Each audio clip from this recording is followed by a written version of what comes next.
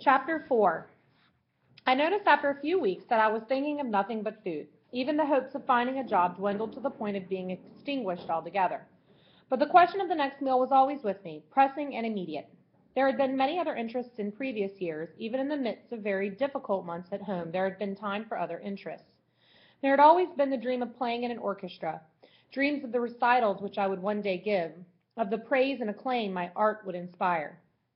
With Howie, I had sometimes planned to run away, to roam the world, always with money in our pockets, to see sights and have adventures and come back heroes. There had been sports and school and teachers, good and bad. There had been books and an occasional movie where we always watched each feature twice at least. There had been girls, which was a secret interest, but a very real one. I often wondered about girls, at their soft prettiness, their grace, their capricious little ways. Sometimes I had stared at the mass of bright curls belonging to the girl who sat at the desk in front of me, and new music had come into my mind, gentle, whispering music that a boy with the solemn name of Josh Grandowski might sometime play for the girl he loved. Not any more. There were no dreams now, no hopes, no interests except in finding food enough to keep Joey and me alive. Sometimes we'd get a bowl of dishwatery broth at a soup kitchen and we'd be told, just one meal. One meal is all we have for tramp kids. We've got our own to feed. And then we'd hide out in a doorway or a railroad depot or a city park, and the little sleep I'd get would be troubled with the problem of where to find a bite of breakfast, how to go about the business of searching or begging or stealing. We almost starved before I went to the garbage cans.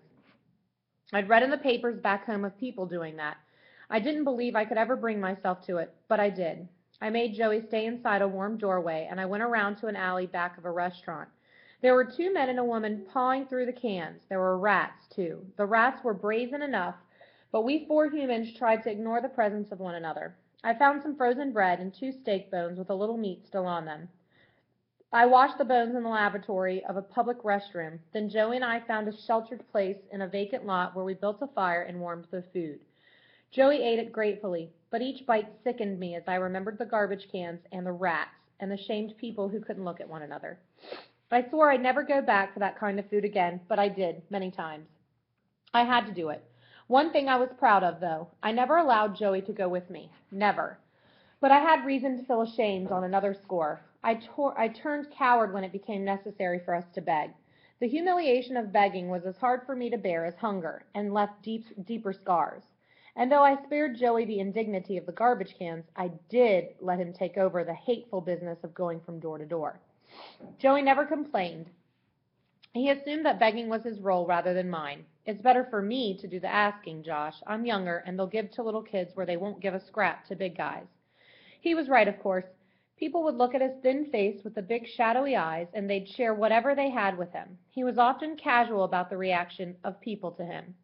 The lady cried. I guess she was real sorry for me, he told me indifferently one night as he spread out his gift of bread and an apple. Once he was given an old sweater, another time a warm cap. People found it hard, I think, to turn Joey from their doors. Begging was, indeed, much more effective with Joey doing the job.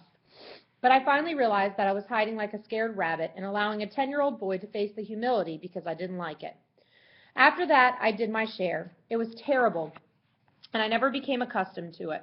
However, night after night, Joey and I started out, sometimes taking alternate houses, sometimes trying our luck on separate blocks.